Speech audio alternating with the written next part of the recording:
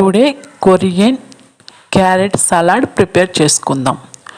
ఇప్పుడు carrot long strips లాగా cut చేసుకొని సాల్ట్ వేసి 10 మినిట్స్ పక్కన పెట్టుకోవాలి.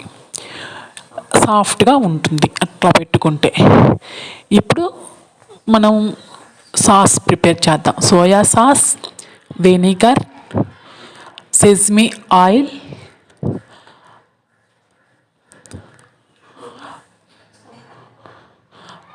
Salt, chilli powder, sugar, sesame seeds బాగా మిక్స్ చేసుకొని పక్కన పెట్టుకుందాం.